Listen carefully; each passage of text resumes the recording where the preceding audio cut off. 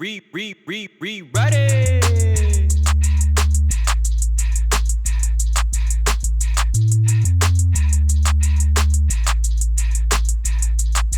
Check Monday, Wednesday, Friday, yeah, you know it's a go. Okay, I see they going off, but we gon' rewrite it though. That's right, Monday, Wednesday, Friday, yeah, you know it's a go. Okay, I see they going off, but we gon' rewrite it though. That's right, Monday, Wednesday, Friday, yeah, you know it's a go. Okay, I see they going off, but we gon' rewrite it though. I said Monday, Wednesday, Friday, yeah, you know it's a go. Okay, I see they going off, but we gon' rewrite it though.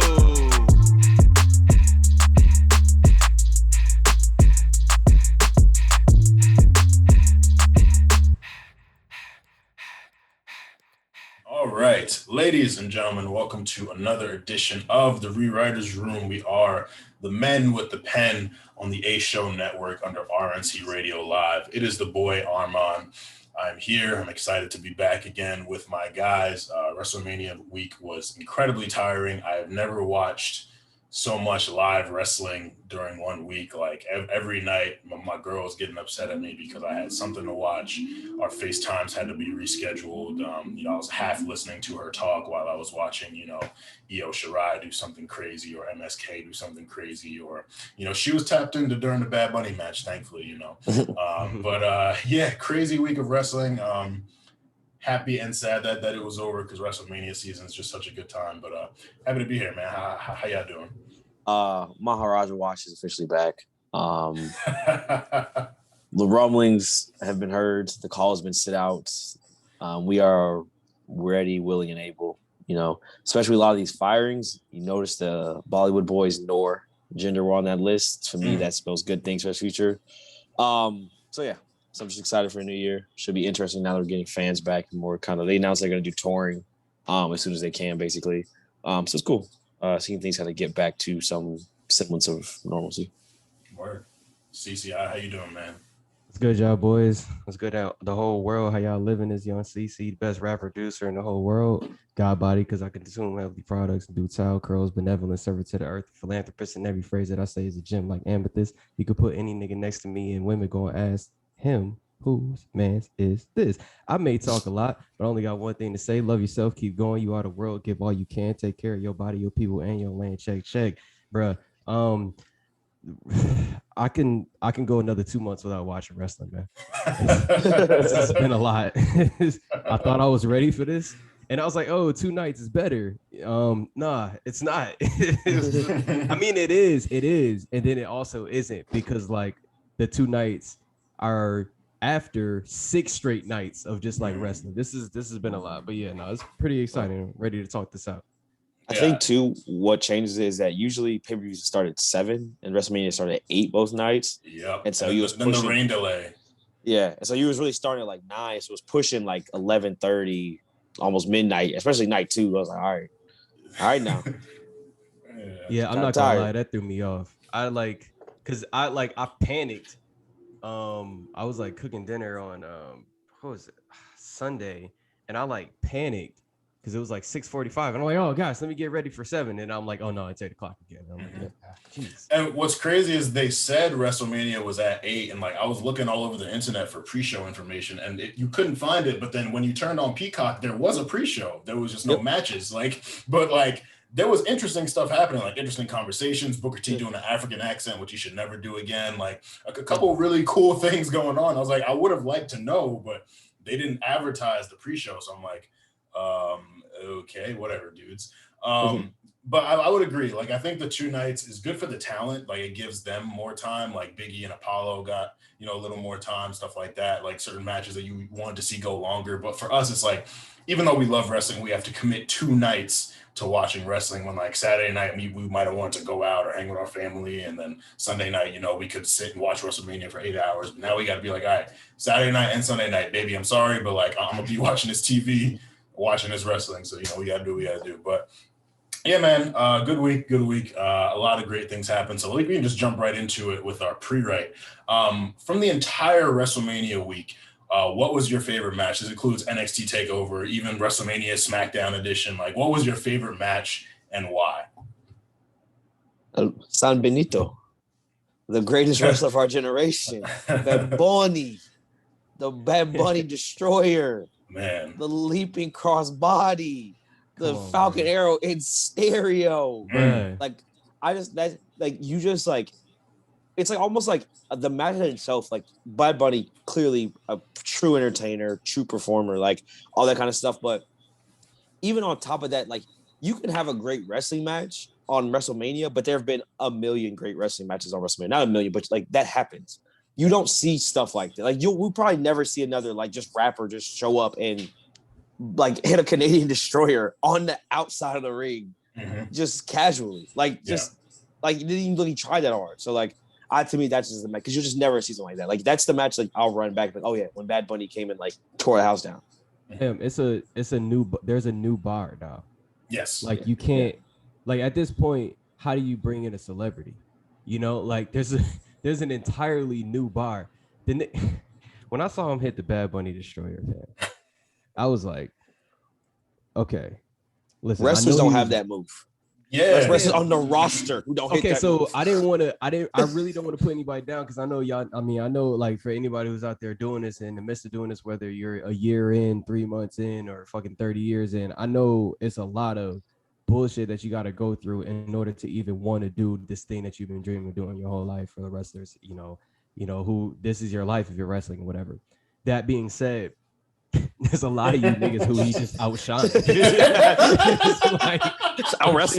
I'm sorry. Some of y'all been doing it for 15, 20 years. He came in for 3 months and just...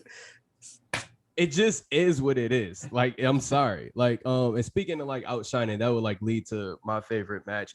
So I didn't think this was going to be my favorite match. And it was mostly because I haven't been following these storylines. So I wasn't really up on these people. And this is a non-WrestleMania one, but I'll give what my WrestleMania one was in a second. My overall favorite match, just period. It was when MSK won the tag titles.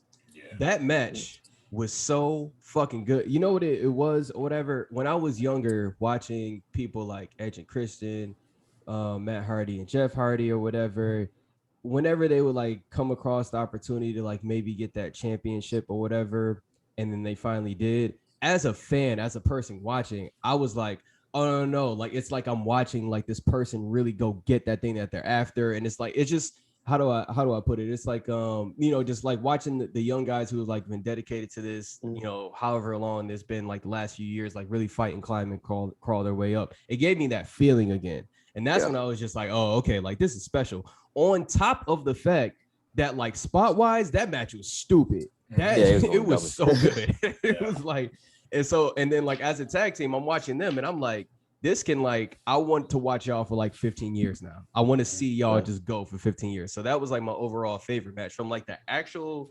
WrestleMania though. As far as like my actual match that I liked, my favorite one, it was Randy and The Fiend. And it was like less about the match and more about everything around. First of all, the way this nigga iconic, transformed, like it was iconic. The Jack in the Box where he's coming up and the music's like rising. I watched it 5 times the next day. I was like, yo, that nigga came out the box looking like he was ready to beat everybody ass. War. Like I told you guys in our group chat, I have no more slander for The Fiend. Like if you slander his in-ring work, it's just like you're saying what's already known. Like you gotta take him for what he is. He's a mid wrestler, but like the packaging has been fire throughout. Like, there's nothing you can say about that. He jumped off the box. I was like, bro, to start the match, and they just rang the bell. They was like, all right, yeah, if Fiend calls it, just ring the bell. Like, let's go. And then they found a new way for like we've been watching Randy and The Fiend for a long time, but they found a new way for one of those matches to end, which was the twist with Alexa causing the distraction. And now you go like, I missed Raw and SmackDown when I saw like a little bit of few of the notes of the highlights or whatever. But what's still in my mind, or especially if we just take me back to that day. So like what I'm thinking right after that happens is, did she do that on purpose?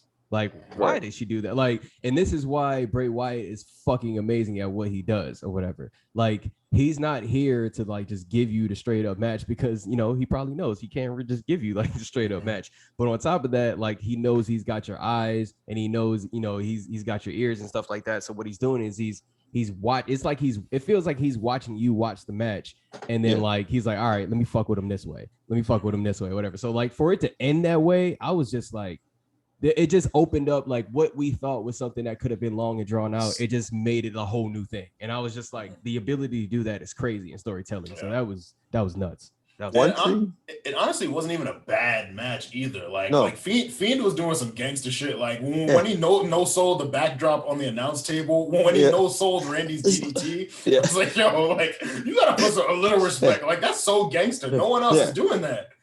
As I say, it's like the thing is that like it's one of those matches where they did it to piss you off. Like, and it's something you are mad. It's almost like we're talking about with like JBL or like Edge. It's like you hate it, but like that's what they wanted you to do. Because like the reason why everyone's upset is because everyone wanted the Fiend to wash Randy. Like after that entrance, everyone was keyed up like, how is the Fiend going to legitimately snap Randy's neck? Like I feel death coming. And then when it didn't happen, we were like, no. Because it was the first match we were so like keyed up, and I think that's what it was.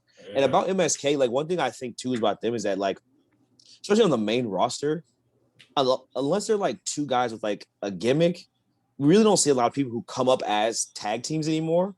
Like both the tag team champions are basically singles wrestlers who they put together, or you have like a Heavy Machinery or a Viking Raiders. Like the Street Profits, just off the top of my head, are like really the only two where it's like they've always been a tag team. And I think that's another thing about tag team wrestling where it's like it feels organic. We actually have been working together. Like sometimes Dolphin and Bobby be like, we've been working for this. I'm like, yeah, for like 4 months. Like that wasn't your tag partner last year. So like, I mean, cool. But like you can tell they've been working towards it. And obviously in real life, we know that is the case. But like the storyline feels more authentic because it's not just like these two people thrown together.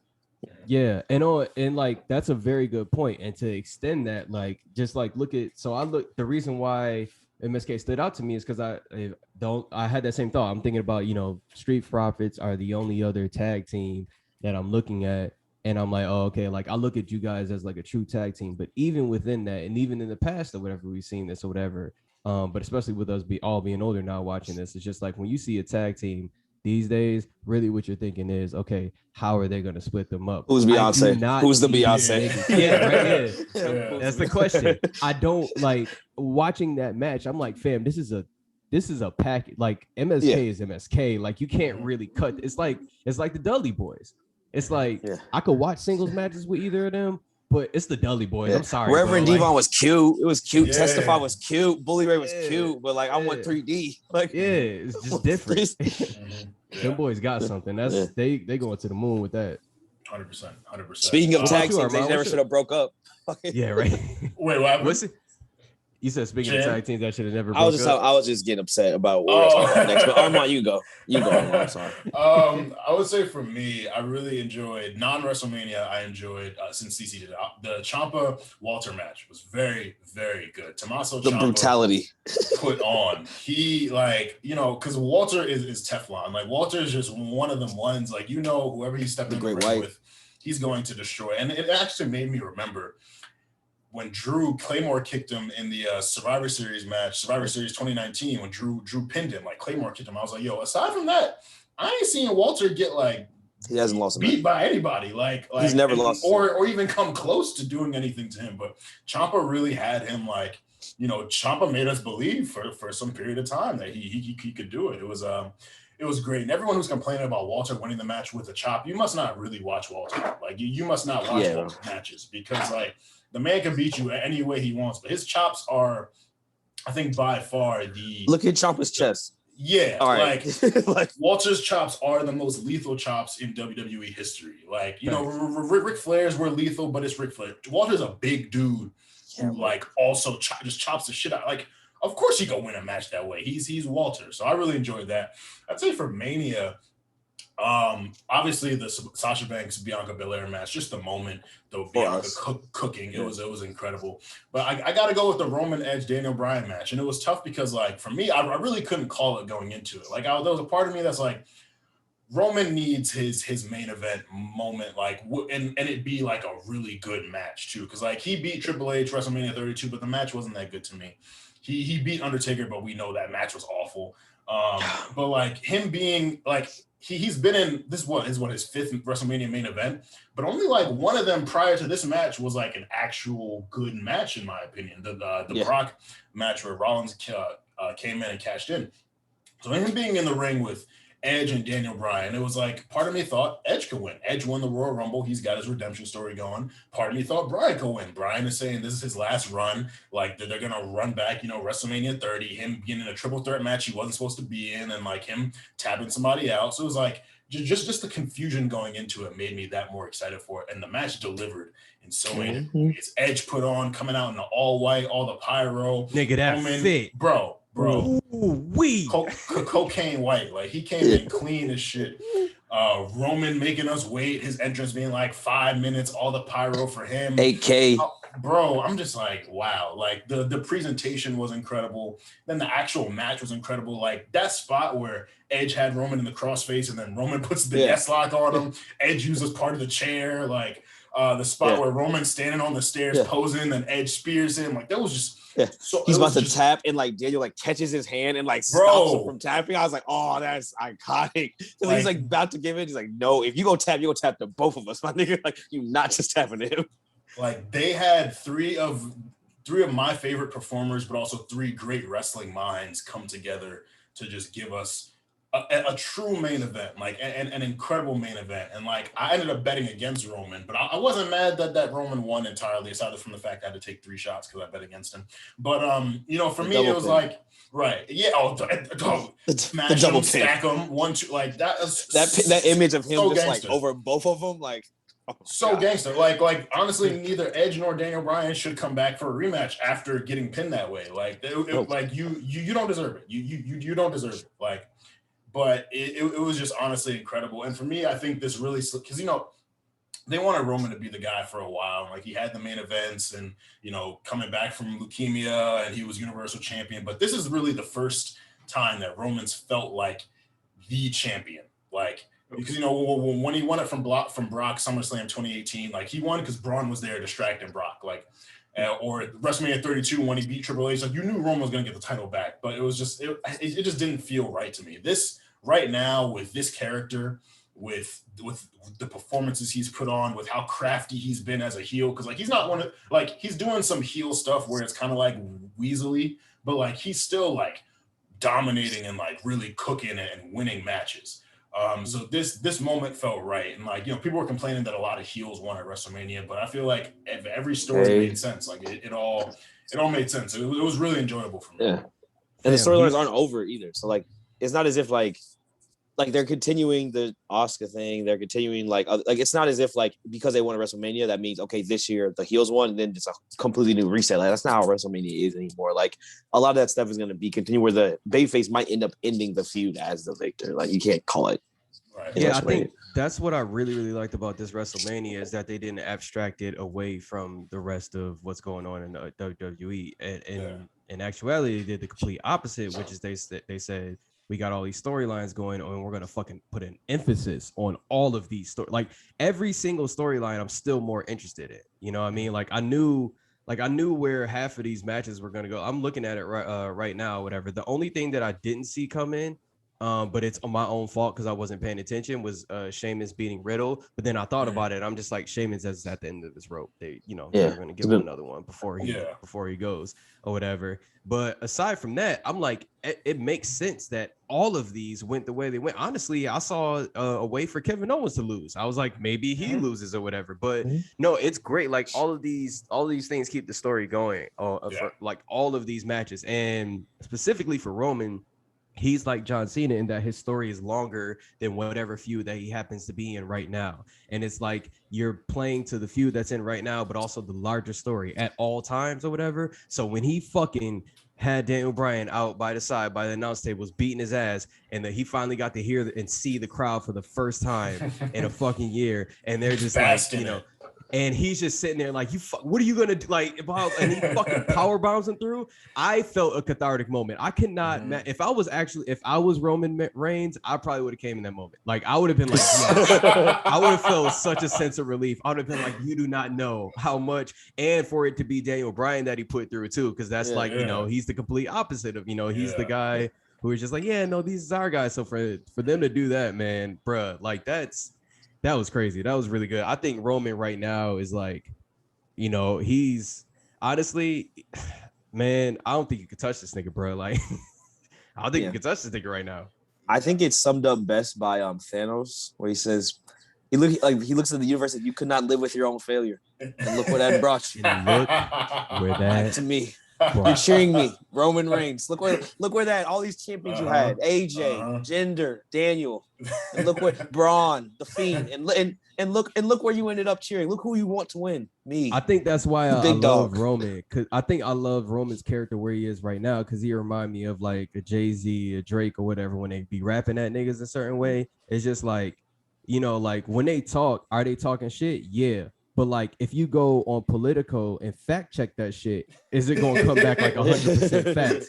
Like, yeah, unfortunately, it's like he is the reason why you niggas get paid so much. Sorry, but like, the sad part is you need me more than you hate me. You can hate me all you want, but you need me.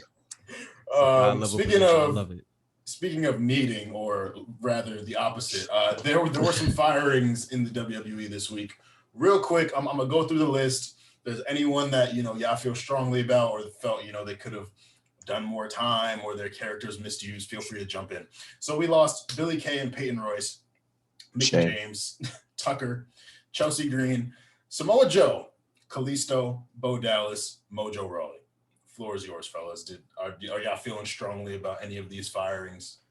I feel like, while obviously everyone is understandably like kind of peeved by the Samoa Joe thing, I think as everyone also could have expected, it's an injury thing. Like, I don't think anyone is like, oh, Samoa Joe sucks, get him out of WWE. It was clear that he just couldn't get healthy. So I think that is something where like that's like its own thing. I do, as like one of the two people who like those Mojo Rawley like mirror programs, was like, oh, I wonder where that was gonna go. It didn't go anywhere.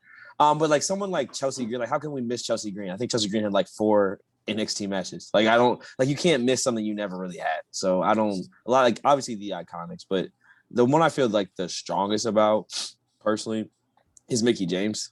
I think she was doing her best work on Instagram recently. And oh my God. I'm just gonna miss that. She was just looking real good. She would come back up to Raw, but oh, what is that? Yeah. Just pop on the arm. Like, I see you, Mickie. I see you, MJ.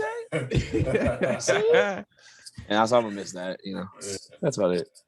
Yeah, for me, I only feel it selfishly. Like, there some of these people were entertaining me. Like Billie Kay was really fucking entertaining. Like, she's really great. And also, like, I'm thinking like from a perspective of like, for me, it's just like I always like to gather like the best resources, and we'll figure out the fucking thing later or whatever. So for me, I'm just like, I get why you would fire Billie Kay, but I also don't get it because how this game goes. There's ups and downs, right? Or whatever. And then those downs, that's when you need niggas like R-Truth or whatever. Like they just keep, while everything's going bad or whatever, they'll be part of it or whatever. And then people who are panning it will be like, oh, he's bad or whatever. But while things are going great or whatever, and he's 24/7, 7-Eleven all the time, champion or whatever, it's like, oh, this is funny, but it's only cute because there's other good stuff going on. You know what I mean? Billie Kay is one of those people where it just like, you could put this nigga in a room, she's gonna find a way to make whoever it is laugh around him. Like, you have to keep people like that. You don't find niggas like that. You can't even, it be Hollywood movies, you can't even find niggas like that. Like, whatever. So it's tough. So that one was tough for me. And then also selfishly, Joe, like I completely understood too. Like for him, it's just like, he needs to go ahead and free himself, as Fantasia would say. Like there's a world for him to live like outside of this. But selfishly, this nigga was I feel like he was just getting really, really, really, really great on the mic on commentary. Like there's some shit I heard him say in the last couple of weeks where I'm like, yo, turn this up, like keep doing this or whatever. But yeah, that's gone. And the last one selfishly is Kalisto. I love watching him wrestle, but there'll be another day or time for that. Just hopefully it's something that I'd actually watch. Legado del Fantasma is queued up ready for you. Don't worry. Joaquin Wild is ready to take that mantle. Yeah, they got rid of Andrade. They got rid of Kalisto. It's time for a new one to step up. Lucha. I'm definitely gonna echo like none of these really stood out to me. Like I remember on the WrestleMania prediction episode, you were like, "Where's Tucker?" And we saw him in the Andre the Giant Battle Royal, and now we see he's gone. And it's like, but no one really missed him. Like he was the clear like lesser of the heavy machinery. He had his moment turning on Otis, which was a means to an end, but like no one was really invested in Tucker. So it's okay. Like, yeah, like Wow. that's crazy. Honestly, That's disrespectful to Latoya wow. Luckett. That's really disrespectful to Latoya Luckett. Because Torn is a good song. Torn is a really good song. That's very disrespectful to her. I'm so sorry. Right. He's one of the twins. He's one of the other twins. So Yeah. how is your luggage gonna make it to the flight? Never mind. Oh my god. But yeah, like it's whatever. Billie Kay, I definitely agree with CC. Like she's just entertaining. Regardless of who you put her in a segment with, like she's stealing the show as far as humor goes. Now thinking about it, I could have seen a future for her, like as like kind of what like Sonya Deville's role is with Adam Pearce, like because I want to see Sonya back in the ring. So I think Billie Kay would have been fun in that role. But honestly, thinking about it, I remember when we did our Brock episode, one of you said Brock would be a cool GM, kind of like like, oh, you want this title match? Fight me for it.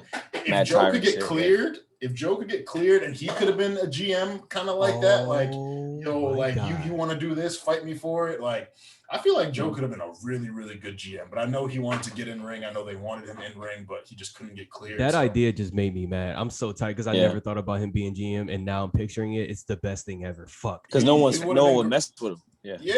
It's like no one respects Adam Pearce. Like Braun Strowman beat him up, Roman beat him up. Like people don't really respect Adam Pearce. Damn, they call this nigga a bitch every week. Someone calls him a bitch every week. Yeah. You know how much of a go ahead.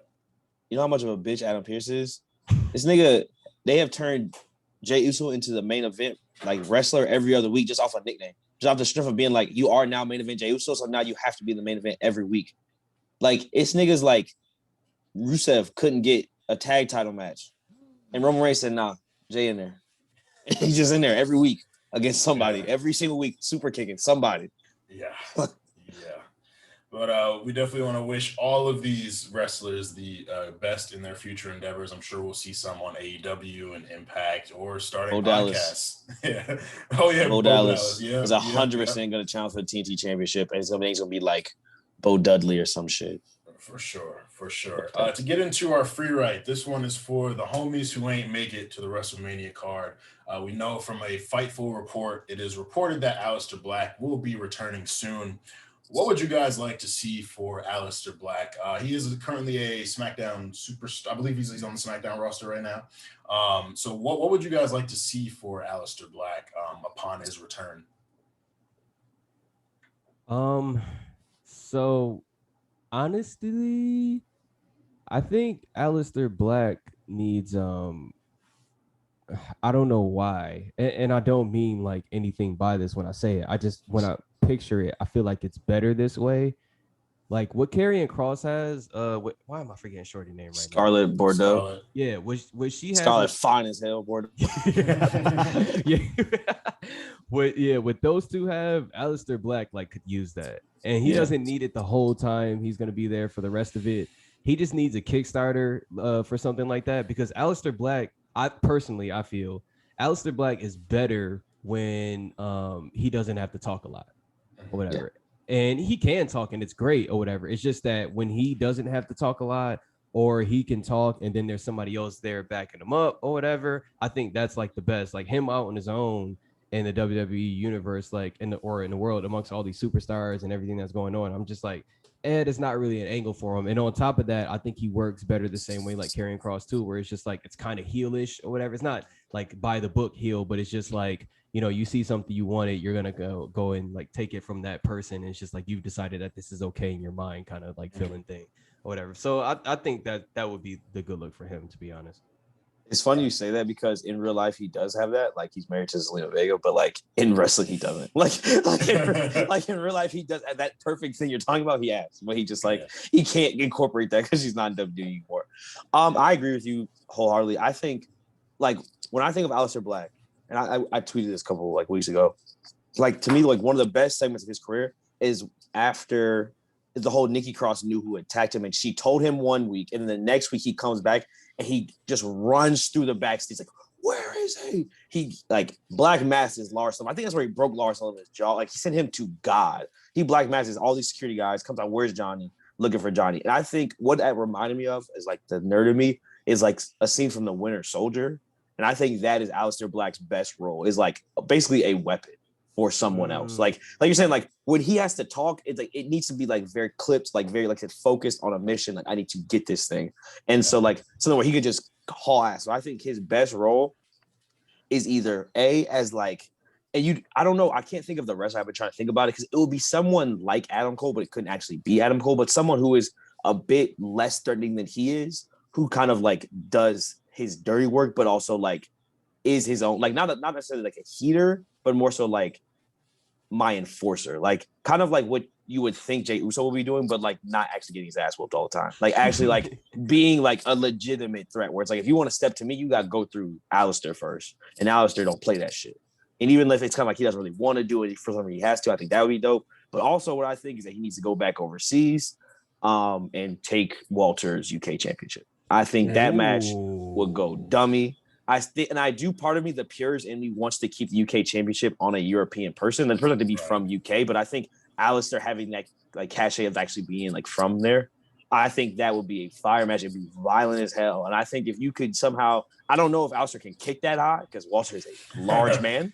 He might have to get him on his knees or something, but a black mask that put Walter out would be an epic way for him. Like, because it would be like something where it's like, it wasn't a match, this was a fight. Like, they didn't got to it. And I think that would be a really fire, like, I don't know what NXT UK's big show is, like, what they call it, but like, if that was a blow off, that's how the title got off Walter, that's me. I'll fuck with that. Yeah, I like that.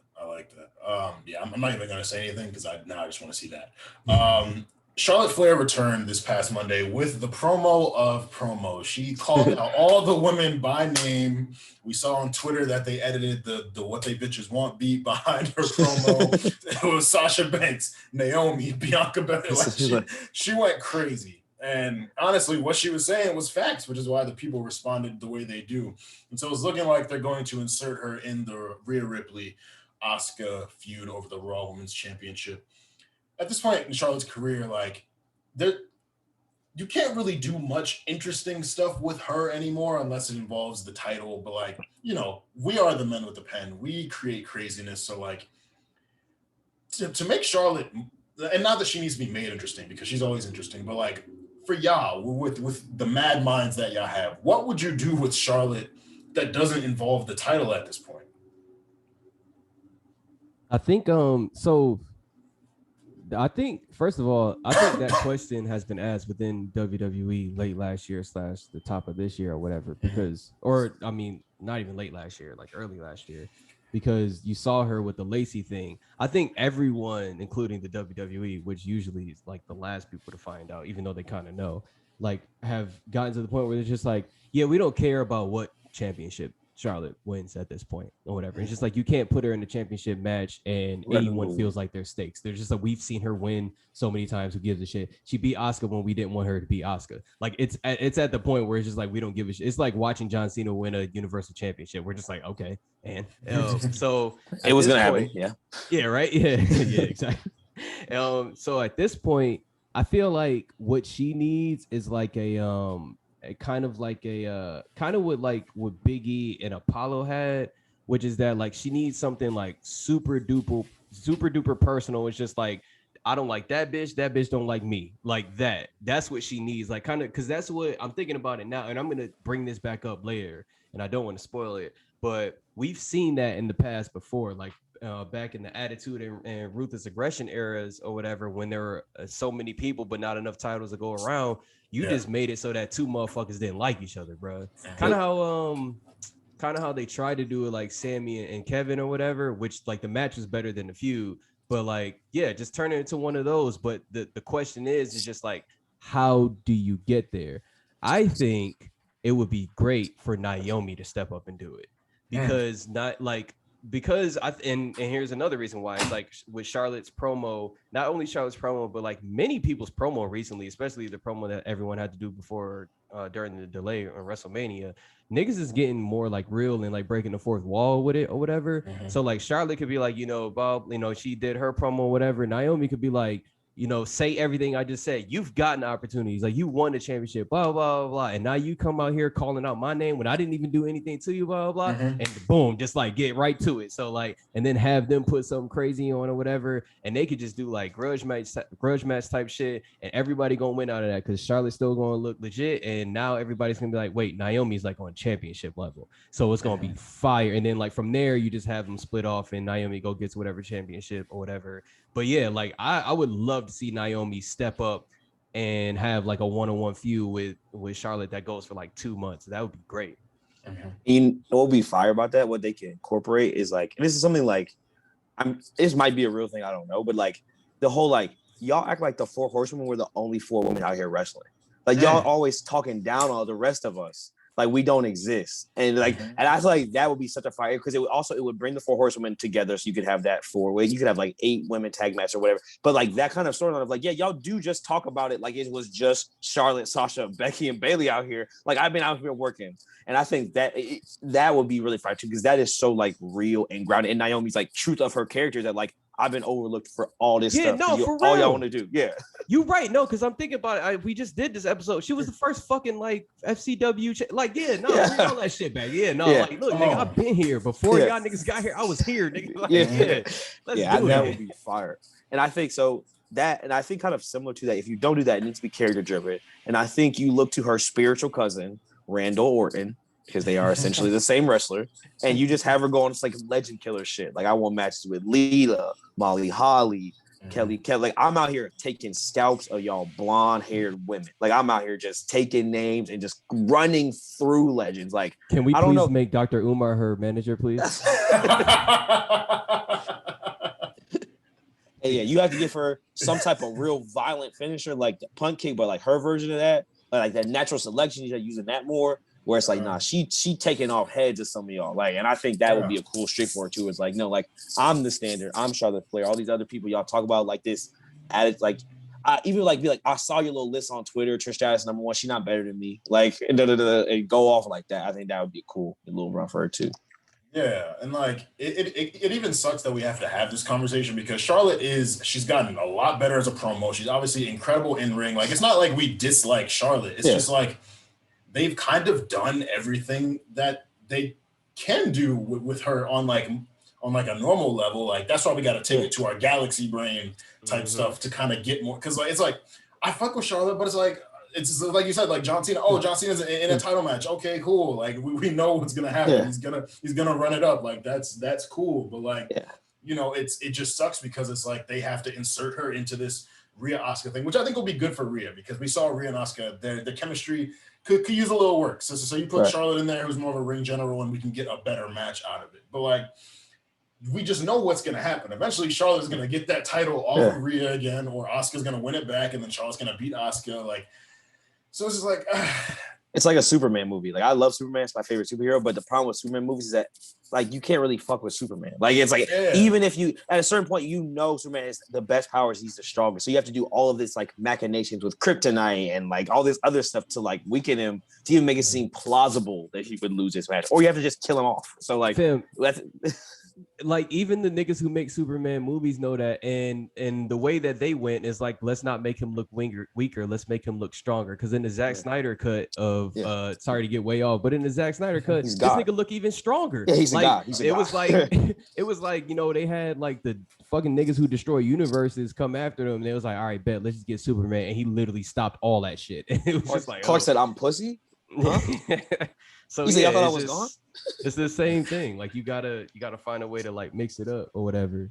That's facts. Have somebody else step up. Yeah, and I think this leads perfectly into our rewrite. So, our main event for today, we are discussing the King of Strong Style, the Japanese sensation, Shinsuke Nakamura. Now, some background on Shinsuke. He was absolutely incredible prior to debuting on SmackDown. He's the first Asian-born Intercontinental Champion, 2-time U.S. champion, SmackDown Tag Team Champion. But prior to that, he was doing his thing in New Japan Pro Wrestling. He was a 3-time IWGP Heavyweight Champion. His first reign was at 23. He was the final IWGP third belt champion. He was the final NWF heavyweight champion and the longest reigning IWGP Intercontinental champion, having held that belt 5 times. He won the 2011 G1 Climax and the 2014 New Japan Cup. While in New Japan Pro Wrestling, he crossed paths with the likes of Brock Lesnar, Kurt Angle, AJ Styles, Kevin Owens, Hiroshi Tanahashi, Tetsuya Naito, Shelton Benjamin, Carl Anderson. He was such an international sensation that he threw the first pitch at a Rays and Rangers baseball game. Now, he signed with NXT in 2016, defeating Sami Zayn in his debut match at NXT TakeOver Dallas.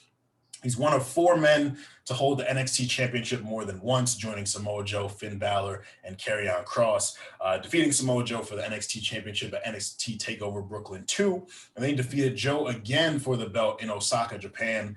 Debuted after WrestleMania 33, interrupting The Miz. His in-ring debut victory was over Dolph Ziggler at Backlash. Sorry, Chan. Dolph is here for the company, not for himself. That's facts. That's facts. I remember at this time, the decision kind of confused me, but as time passed, I got it. But he was in the Money in the Bank 2017 match that Baron Corbin won. And we saw what happened with Baron Corbin's attempted cash-in. Later on in August, Shinsuke defeated John Cena to earn the #1 contender spot for the WWE title that was held at the time by the modern-day Maharaja. We saw Shinsuke take his first pinfall loss on the main roster to the Maharaja at SummerSlam 2017. He lost twice to Jinder, SummerSlam 2017 and Hell in a Cell 2017. So it was like he was booked so strong, protected, and then like they wanted the Maharaja's reign to continue on, whatever. Then we get to Royal Rumble 2018, where Shinsuke enters at number 14, and he wins, last eliminating, of course, Roman Reigns, because you know Roman's going to be in that final 2 in the Royal Rumble, putting somebody over.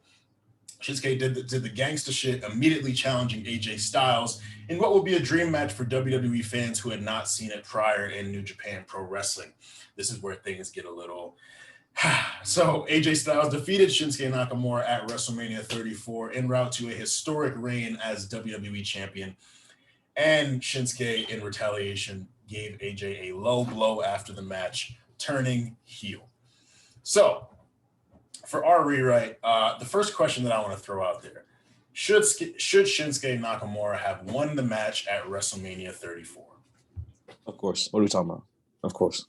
I'm going to go the other way. I'm going to say no.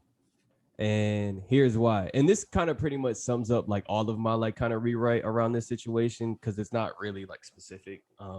But I think everyone wanted, if I remember correctly, I know I wanted Shinsuke to win around that time. Oh yeah, he was super hot, white hot, bro. So I think there was an opportunity there to, you know, like what later like Becky would become what we kind of almost see with KO if they would like give him more serious situations like he had with Roman or whatever. It's like that Stone Cold effect, man. Shinsuke is one of those people who can have that Stone Cold effect. Like he could have lost that match and there could have been another way for him to look like kind of like a I don't give a fuck about anything anymore without having to be like a slimy heel in like the same way or whatever. Like that low blow, the reason why the low blow was upsetting to me and why I think he still should have lost, but like not have that is because the low blow is like one of those, okay, I can't beat you, so fuck you moves or whatever. Mm-hmm. And Shinsuke's never been like an, oh, okay, I can't beat you kind of person to me or whatever, which doesn't make any sense. So I think he still loses. I don't think maybe necessarily like he loses clean. Like, let's just say like, you know, he attempts some like crazy move and like he really hurts himself, but then AJ capitalizes on that and that's why he lost. And it's not like a straight 1-to-1, like he couldn't beat AJ thing or whatever. But I think what you do after that is you just have him go crazy after that. Because I want you guys to do a little exercise with me. This is for both you guys here and for people listening. Go look up the roster of 2018 in WWE. Go look at that shit. Go look at it real quick. Go look at the names that are on there. There would have been a perfect opportunity for to AJ to still be protected, for Shinsuke to come out of that losing or whatever, but like still like first of all, if Shinsuke loses, you keep that feeling of us wanting him to win. So we still like him or whatever, right? But you could have him just go and whoop everybody ass on some like, nah, bro, like you don't understand. I'm really hungry, like blah blah blah type shit or whatever. And then like we all rooting for him, and then like he's doing dickish things, but we want him to win so badly that we don't care or whatever. So he steps into that kind of like what's the word for it? It's like what do they say it? It's like it's like all the superhero movies now or whatever, where it's just like the hero's not like a straight up hero. He's kind of like dark. Oh, anti-hero. Yeah. Right. So like you can have him as an anti-hero. Like Shinsuke would have been the perfect anti-hero, and that would have been the perfect time or whatever. Because I don't know about you guys, but I didn't give a shit about seeing any of those people get their ass whipped by Shinsuke at that time. So it would have been perfect or whatever. I didn't need them to be protected. I think everybody would have still been good. And from there, like, we wouldn't be where we are now, like, because that would have been established. Even if they would have took them on some shitty like route or whatever, there would have always been that bag they could have dipped into if they would have saw with him like, oh, you know, he's not really going over with the fans the way we want him to. Let's just bring that old thing back or whatever. The same way they have like John just like say like America like every 2 seconds or whatever if something's not working. So yeah, I think he should have lost, but it would have had to follow that way if we lost. Okay.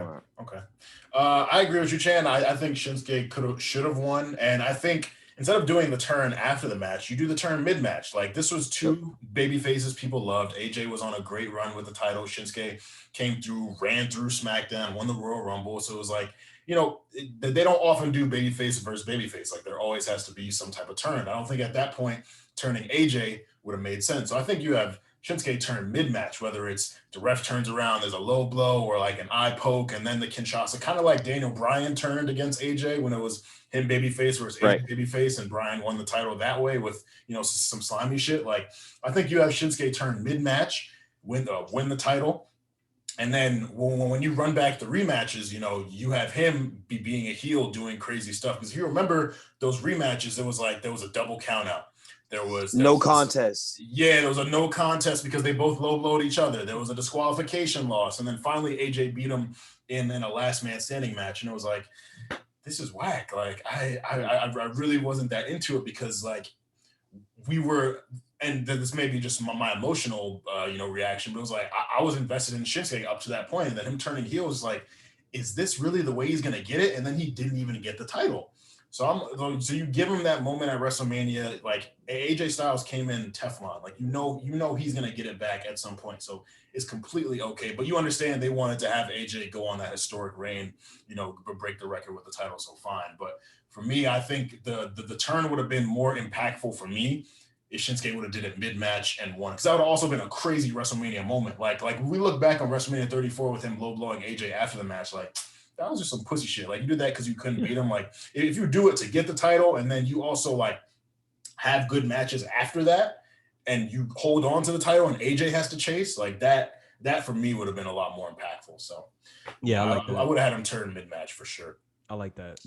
Yeah, I think with the whole thing, it's just in context. Like, it's because it's like, yes, independently, him winning or losing is kind of whatever, but it's because he lost this match, and then all the other subsequent matches like really did nothing to like help anything. It was like, well, then why? Like, what do you have him win for if he was never going to even like get close to title? Like, I get if you want AJ to have this title reign, I get it, but then just don't do the Shinsuke thing at all, or like have him lose in a way that makes him look strong. It was like you said, like a double count out followed by a no contest. I remember by the end of it was just like, this is just dumb. Like it was like approaching like Bray Wyatt territory, and I love Bray Wyatt, like don't get me wrong, but like where like he just can't ever, for whatever reason, they decide right when he could like do some cool shit, they're like, nah, it's just not. Let's just not do it. And it's just like, well, then why are we doing this over and over again? And it was like that. And then for me personally, also coupled with the thing that like basically the same thing happened to Asuka, where it's like, why the fuck did Asuka lose too? Because it was like you had both of these Asian American wrestlers in WrestleMania in these high point, and you basically fucked both of them over. And it was just like, well, this like kind of feels kind of gross too. It's like in context, like, so we're just gonna keep doing this over and over again. Like now, AJ and that's Charlotte. What I call racism. Yeah, basically, that's how it felt. It's just like you want to give them a good look, but you're like, there's no way to win these titles like right now. Like, I hope you know that. It was just that felt kind of gross. He was like, well, one of them needed to win. Like, and I'm glad you brought that up because that's how I feel right now. Like I almost fucked around, got excited earlier this year. You remember like where like for like a few weeks it looks like they were like, wait, are they gonna push Shinsuke? Like, are they gonna? Oh yeah. Is this gonna right go around to the Royal WrestleMania? Rumble. Yep. And then they had him just like lose to people that they eventually like was gonna put in WrestleMania. And I was just like, so why did you do like if you were gonna do that, use someone else. You didn't need to use him. Like I'm so confused. Yeah. Mustafa Ali is free right now. Bruh. And honestly, he's a great heel wrestler. I love watching him wrestle as a heel. It's amazing. So with the idea of Shinsuke winning the match, him doing the subsequent feud with AJ, who would you make his next challenger for Shinsuke as heel champion? Because if you remember, Rusev Day, super popular at that time. And you remember when Rusev got that one title match with AJ and like he lost. Extreme Rules. I wanted to see more of that. Like if there was, I know they probably wouldn't have made Rusev WWE champion at any point, but if there was any time where it made sense, Rusev Day with Aiden English with Lana, like that we could have got more out of that. Then they ended up making them a tag team like soon after that. But I would have loved to see a Shinsuke, because especially they feuded over the United States Championship like that year, and those were some solid matches. So I feel like Shinsuke as heel champion versus Rusev would have been a solid matchup. But who would you guys have put up against Shinsuke as champion if it was Rusev or somebody else? Because again, the roster at that time was So considering the roster, here's where I would have taken him. And I don't know when he I think this would have been good. Randy Orton. Like right after. There, I mean, it would have been, there would have had to been like a roster switch for whoever or whatever. Like probably Randy coming over. But like Randy like lost to Jinder Mahal at WrestleMania or whatever. A lot. He lost to Jinder Mahal often. Don't you forget. And often. So like, from there is just like, had his daddy out there. For me, I'd be like, well, I lost to Jinder Mahal, so like, let me just go try something else. Like, if I'm Randy or whatever. But like, but yeah, no, I think because Randy has his way of like validating champions or whatever. He's one of those people. Like, I think I think it's fair to say that he's like a John Cena. He like what Charlotte is for the women or whatever, which is probably why they have Charlotte with Rhea, because they're just like, look, we want you to think she's legitimate, so here's Charlotte or whatever. But yeah, like have Randy do it like for multiple like, and the reason why I say that is I don't know where that story can go. There's not a lot of people that you can put after that, and I don't want Randy to win. But the good thing is like when Randy has feuds with people over championships, we've seen this or whatever, and we're seeing it right now. Like, well, not right now with championships, but it can extend for a while.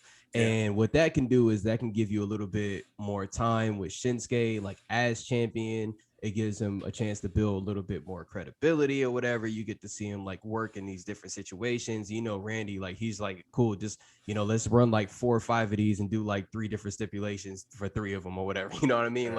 So like you could have seen him in all these different, it would have got you a little bit more used to him so that you couldn't really play him like you're getting played right now. So I think that would have been really cool. On top of the fact that Randy be funny as hell on the mic or whatever, and Shinsuke is funny too because his English isn't that great. So it would have just been funny like having the back and forth between both of them. That would have been hilarious. But yeah, that's my pick. It's funny you say that. We're on like opposite sides today. So my ideas for the feuds were, I think with the AJ feud, I personally, maybe this is like the early 2000s in me, I don't mind having the title hop back and forth. So I would have had Shinsuke win at Mania.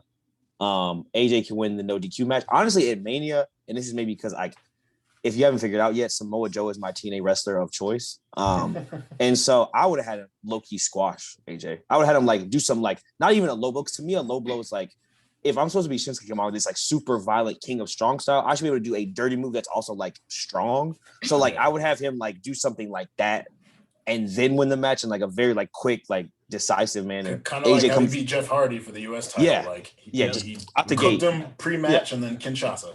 Yeah. And so then AJ, he's like, nah, I see what you're doing. And then AJ wins. And then last man standing match, Shinsuke wins it back. He's the title. I think heel Shinsuke, I think you throw him in some dress wear. I'm thinking a navy suit, white collar, like real, like not Yakuza, but Yakuza adjacent. Like I'm really violent out here with this title. Like I'm like low-key like a gangster too. And it's like, don't touch me. And like, I'm like, I'll get my hands dirty too, but like, don't touch me. I think you have the Rusev feud. I think also, which is like, this is something that they did, like he premiered during a Miz segment and then like nothing really came of that. Yeah. So I think Miz coming back around and being like, you really, because Miz can twitch around, like, you're here because of me. Like, you got this shot because you interrupted my moment because I'm the Miz. And like, I was gonna say I wanted a title shot before you even said that, and I think you have him have a match with Miz. Because I think that it won't be a great match, like physically, but it'll be a good story, like, because Miz can talk basically for both of them. And I think his last few where he drops title should be to Randall Orton. One of my like sneaky things is like, I felt like while the Kofi Daniel Bryan match was good, I think part of the thing with is like Kofi Bryan beating Daniel Orton, while in terms of like, if the wrestler status seems improbable, if you're just looking at them physically speaking, Daniel Bryan doesn't look that much more imposing than Kofi does. Like, yeah, we know he's a better wrestler, but like him beating him, if you're just watching it, seems plausible.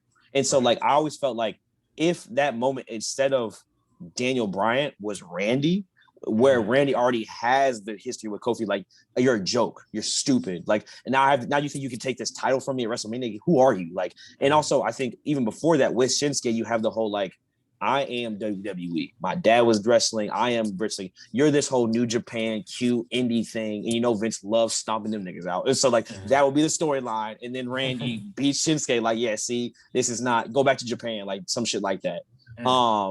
And then you have Kofi Mania, but you just have it with Randy, who they have the history, and you have like Randy is physically imposing. So I think when you have that moment of like this overall triumph, it's like, wow, like not only did he beat Randy Orton, because like you said, any win against Randy Orton is a big deal. It doesn't matter if it's on a Monday, a Friday, a Sunday, a Saturday. If you beat Randy Orton, it's a big deal. You beat Randy Orton at WrestleMania for the WWE Championship, and like this guy you can never give. I think that even adds more to Kofi Mania itself. So I think you do both storylines justice. That would be my kind of overarching arc. I think you have, obviously, like we're gonna talk about later, like other matches that happen, but like I think that's kind of like the bookends of it, is that you lead in Kofi Mania with Randy, and that's how you get to Kofi Mania. I like that. I like that. The only thing is, I would want Shinsuke to hold it through Survivor Series so we could see Shinsuke versus Brock Lesnar to run back their match from New Japan Pro Wrestling, because Shinsuke took a hiatus from New Japan.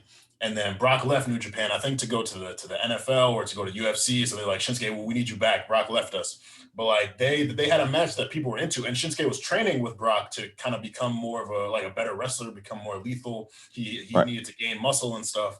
So I feel like with their history and just like, WWE likes to do those dream matches where like, it happened in another promotion. So they do it. They put it on a bigger stage for people who were longtime fans of like Sami Zayn and KO, or like, Kyle O'Reilly and Adam Cole. So you do that Shinsuke Brock match, make it the Raw versus SmackDown thing. Shinsuke could lose in 5 minutes, but like he could get at least one Kinshasa off on Brock. And I just feel like Paul Heyman on the mic versus Shinsuke's facial reaction, Shinsuke's mannerisms, all that. Like it's just money. It's dollar signs in my eyes. I would love to see it.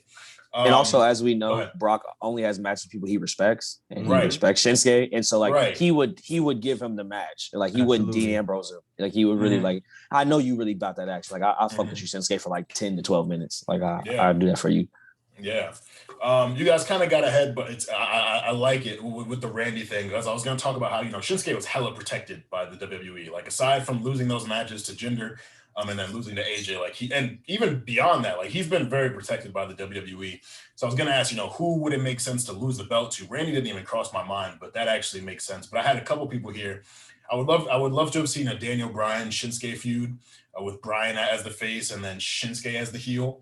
I was gonna ask, and I guess we could talk about this now. Would Kofi Mania have been as impactful if Shinsuke was the heel champion?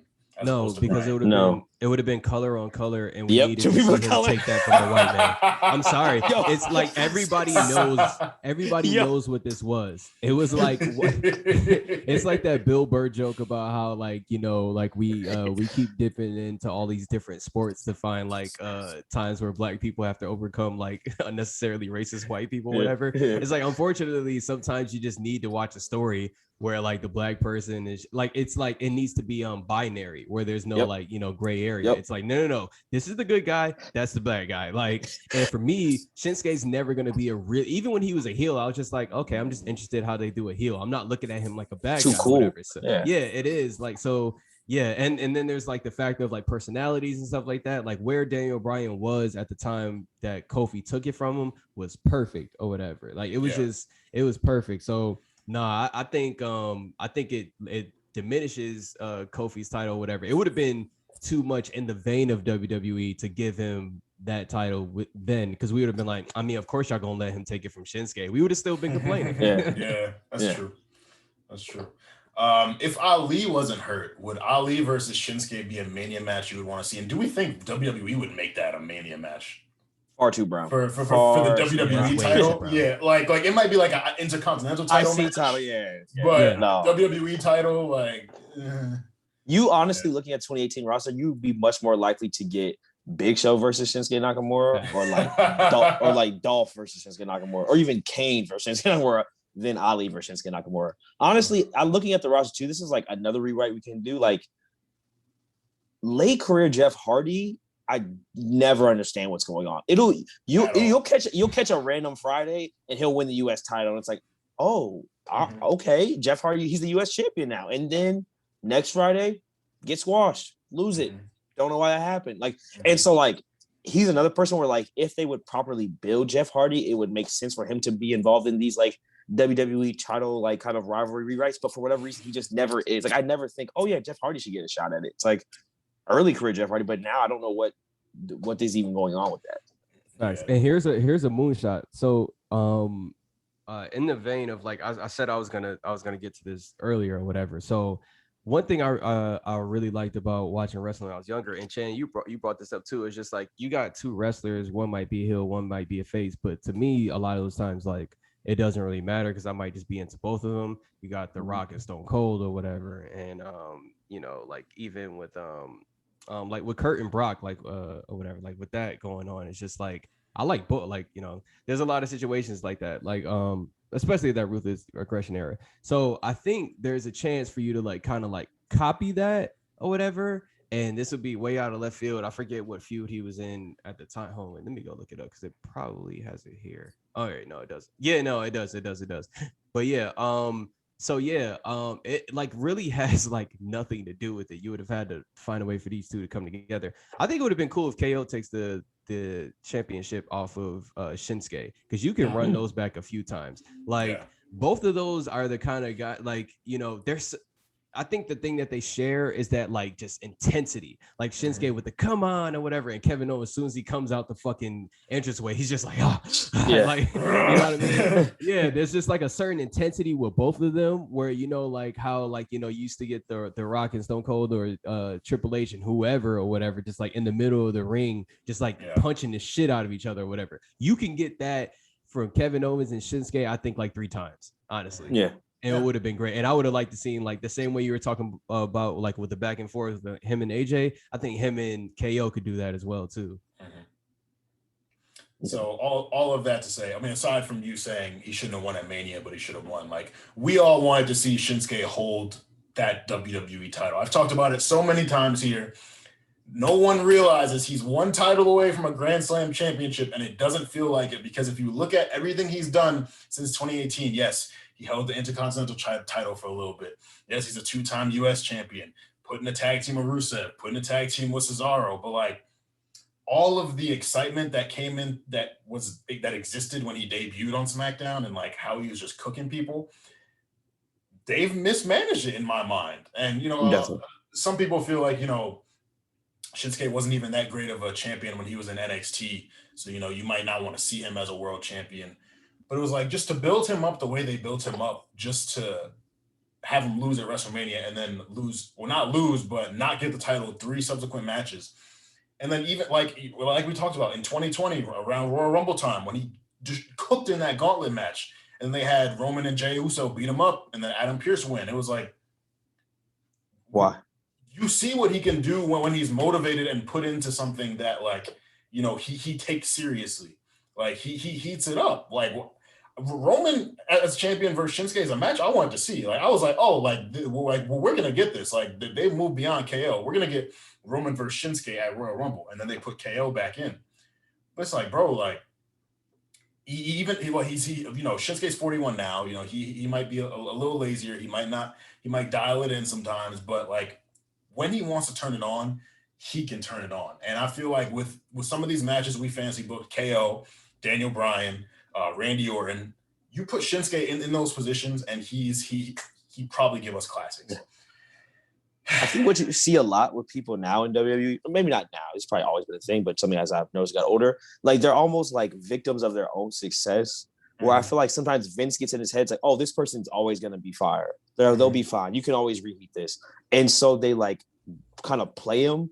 And then when it comes time that they actually want to do something with them, you had them lose so much that people now aren't really invested in it anymore. And so it's like because you thought they were so good, you've then basically made them not, like, because you were so like convinced that they would always be on top. And that's why, like, you get, at least personally, I get worried when I see things like kind of how they did Keith Lee at first. It was like, all right, now, like, you're taking a lot of clean losses to just got to the main roster, shit like that. And it's like, I think Shinsuke Nakamura is like basically the perfect encapsulation. On top of that, there's like the cultural stuff of his English not being that good, and like them never really being able to find like a way to like not have his character sometimes be a stereotype. Like sometimes they make him very like, oh, he's the Japanese guy. And like, I do think he would also very much so benefit from some type of faction situation. Like, and not like a joke faction, like a faction with purpose. It can, like, it doesn't have to be around, you know, like the whole Xia Li, like Chinese. It doesn't have to be something like cultural, but just something where like, oh, okay, this is like an NXT faction. Like Kevin Owens, Sami Zayn, and Shinsuke all believe that like these main roster wrestlers aren't really wrestling. They're dialing it in. We're here to like for the real wrestlers. Like something like that where it's like, okay, this makes sense. I'm learning about Shinsuke through this character, and it's making him more valid instead of like nerfing him like they do with so much. Like, you don't want to end up being like Kane, late career Kane. You don't want to be that. Because like Team Horror, as he said. Yes, because like Black Towel Kane was such a problem. Like he was so wild, like so over, and the way they just would not just let him hold that world heavyweight title for long. That's how you end up back around where we're at now, where it's like, okay, Kane's not gonna win. Like Kane is Kane. Like, what are you talking about? He's a politician. Like, yeah, and speaking of faction, I actually liked Shinsuke, Sami Zayn, and Cesaro. Like that was cool. But when they had that brief thing with Braun, where Braun beat Shinsuke for the title, then they had the 3-on-1 handicap match, and Zayn got the title. But like having Zayn as the mouthpiece, Cesaro as like the muscle, and then Shinsuke just kind of like, you know, Shinsuke was like the final boss in that faction. Like you had to get through Sami and Cesaro to get to Shinsuke.